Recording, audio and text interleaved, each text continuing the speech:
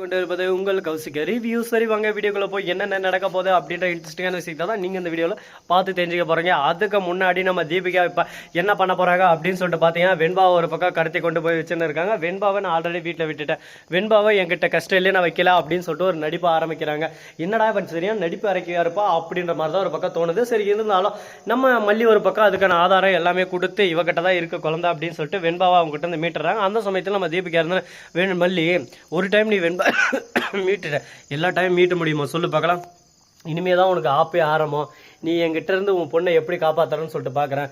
என் தம்பி எப்படி நீ அணுவணுவாக துடிக்க பண்ணி அதே மாதிரி உன் வாழ்க்கையில் ஒவ்வொரு நாளும் ஒவ்வொரு நொடியும் அப்படியே சும்மா டிக் டிக் டிக்குன்ற மாதிரி ஒரு வாழ்க்கை ஒரு பக்கம் டிக் டிக்லேயே ஓட வைக்க போகிறேன். அதெல்லாம் நீ பொறுத்து இருந்து பார்க்க தான் போகிறேன், என்னென்ன நடக்க போகுது ஏது இது நடக்க போகுதுன்னு சொல்லிட்டு வெயிட் அண்ட் வாட்ச் அப்படின்ற மாதிரி ஒரு பக்கம் சொல்லிட்டு இருக்காங்க. இதுக்கப்புறம் என்னென்ன பண்ண போகிறாங்கன்னு சொல்லிட்டு பொறுத்து வந்து பார்க்கலாம். சரி இந்த மாதிரி அந்த மாதிரியெல்லாம் ஒரு பக்கம் பிரச்சனைகள் போயின்னு இருக்கா. மறுபக்கம் என்ன நடக்குது அப்படின்னு சொல்லிட்டு பார்த்தீங்கன்னா, நம்ம தலை அப்படியே மரணம் டப்பு தரணும் அப்படின்னு சொல்லிட்டு நம்ம தீபிகாவோட அப்பா வந்து அப்படியே தீபிகா கண்ணத்தில் ஒன்று சப்புன்னு ஒன்று வைக்கிறாப்புல. அதை பார்க்கும்போது அட்டா இந்த மாதிரி ஒரு நேரத்துக்கு தான் இத்தனை நாளாக காத்திருந்து அப்படின்ற மாதிரி தான் ஒரு பக்கம் இருக்குது. செம்மையான ஒரு பூஸ்ட் நம்மளுக்கு கிடைச்சிருச்சு. எப்படியோ ஒன்று நம்ம எந்த அளவுக்கு எதிர்பார்த்து எக்ஸ்பெக்டேஷன் பண்ணோமோ அந்த அளவுக்கு எக்ஸ்பெக்டேஷனை பூர்த்தி பண்ணிட்டாரு நம்ம தீபிகாவோட அப்பா. தீபிகா வந்து என்னப்பா என்னவே அடிக்கிறீங்க அப்படின்னு சொல்லிட்டு கேட்க, நீனா லாடா இல்லை லப்புக்கு தாசா நான் அப்பா அடிப்பேன், குழந்தைங்க தப்பு செஞ்சா அப்பா மாதிரி திருத்தணும், அந்த திருத்தத்துக்காக தான் நான் அடித்தேன், நீ உன் இஷ்டத்துக்கு என்ன வேணாலும் பண்ணிட்டு இருப்பேன், எல்லாத்தையும் பார்த்துக்கிட்டு பொத்திக்கிட்டு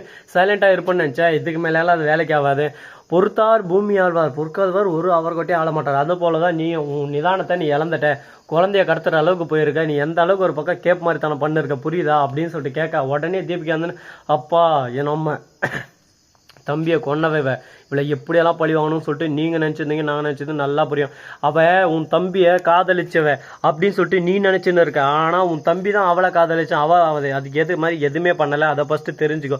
உண்மை தெரியாமல் அறியாமல் நீ உன் பாட்டுக்கு இருக்க, ஆனால் உன் தம்பியோட சுயரூபம் உனக்கு தெரியாது. உன் தம்பிக்கு மனநிலை பாதிக்கப்பட்டு இருந்துச்சு. அவனுக்கு ஒருத்தரை பிடிச்சிருச்சுன்னா அவங்க கூட பேசுகிற மாதிரி ஒரு இமேஜினேஷனை உருவாக்கி அவங்க கூட வாழ்ந்த மாதிரி ஒரு இமேஜினேஷனை எல்லாருக்கும் கிரியேட் பண்ணுவான்.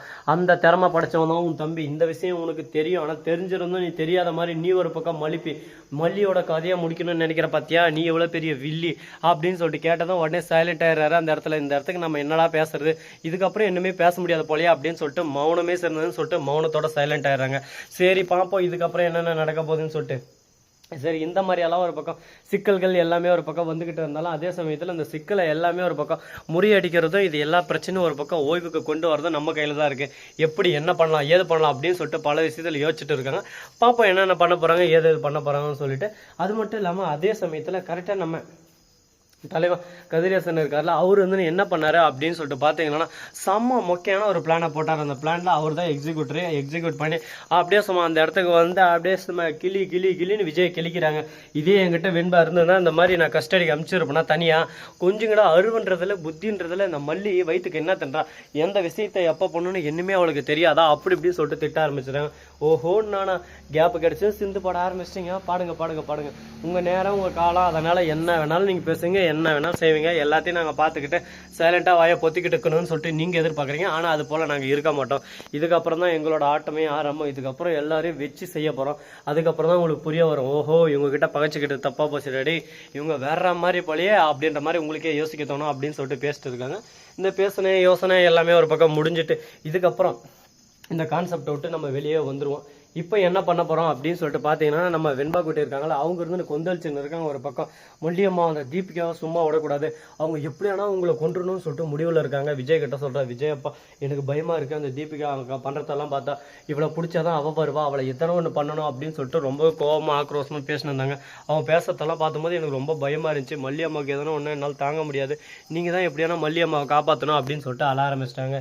என்னடா இது இந்த சின்ன குழந்தைய அழ வைக்கிற மாதிரி இந்த அளவுக்கு ஒரு பக்கம் பண்ணுறாங்களே, இவங்களுக்கு மனசாட்சியே இருக்காது, ஏன் இந்த மாதிரி எல்லாம் பண்ணிட்டு இருக்காங்க, சரியான கொலகார குடும்பமாக இருக்கே அப்படின்னு சொல்லிட்டு கோவப்படதாங்க தோணுது. என்னங்க பண்ணுறது, எல்லாமே ஒரு பக்கம் தலைக்கு மேலே போயாச்சு. நம்ம மல்லி பண்ணவும் தப்பு தாங்க, யாரும் தெரியாத ஒருத்தருக்கு இறக்கமே படக்கூடாது. இறக்கப்பட்டதுனால தானே இந்த அளவுக்கு ஒரு பக்கம் பிரச்சனைகள் சிக்கல்கள் எல்லாமே. இந்த சிக்கல் இறக்கப்பட்ட பழாமல் இருந்தால் இதெல்லாம் தேவையா சொல்லுங்க பார்க்கலாம். நம்ம பாட்டுக்கு நாம் உண்டு நம்ம பொழப்புண்டுன்னு இருந்துக்கலாம். அதை விட்டு இவங்க கிட்ட மாட்டிக்கிட்ட நாம் ஒரு பக்கம் முடிச்சுக்கிட்டா ஐயோ எப்பாடு பட்டாவது இப்பாடு பட வேணாம்னு சொல்லிட்டு சொல்லுவாங்க. அது போல தான் ஒரு பக்கம் இப்பாடு பட்டு அப்பாடு பட்டுன்னு இருக்காங்க போல. இதெல்லாம் எந்த அளவுக்கு ஒரு பக்கம் தீர்மானிக்க போகிறாங்க என்னென்ன பண்ண போகிறாங்கன்னு சொல்லிட்டு பொறுத்து வந்து பார்த்தா தெரியுது. சரி இதெல்லாம் ஒரு பக்கம் போட்டோன்னு சொல்லிட்டு விட்டாலும் அதே சமயத்தில் மறுபக்கம் என்ன நடக்க போதா அப்படின்னு சொல்லிட்டு பார்த்தீங்கன்னா கரெக்டாக நம்ம விஜய் இருக்கார்ல அவர் என்ன சொல்கிறாரு அப்படின்னு சொல்லிட்டு பார்த்தீங்கன்னா அவர் உண்மையை மட்டும்தான் சொல்லுவார், அதை தவிர வேறு எதையும் சொல்ல மாட்டார். ஏன்னா அந்த அளவுக்கு ஒரு பக்கம் உத்தமன் போல அவர்.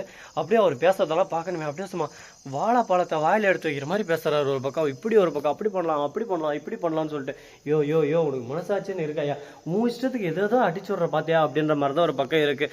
ஏன்னா தீபக்கும் வந்து ஒரே வார்த்தை சொல்லிடுறாரு, இதோ பாருங்க விஜய், இதுக்கப்புறம் எந்த ஒரு பிரச்சனை நமக்கு நடுவில் வரக்கூடாது, யாரையும் நம்ம இன்வால்வ் பண்ணவும் கூடாது, நம்ம பாட்டுக்கு நம்ம உண்டு நம்ம பொழப்புண்டுன்னு போனோம். அதை விட்டு திரும்ப திரும்ப இந்த தீபிகா விஷயத்தில் தலையிடறத விட்டுருங்க இதோட.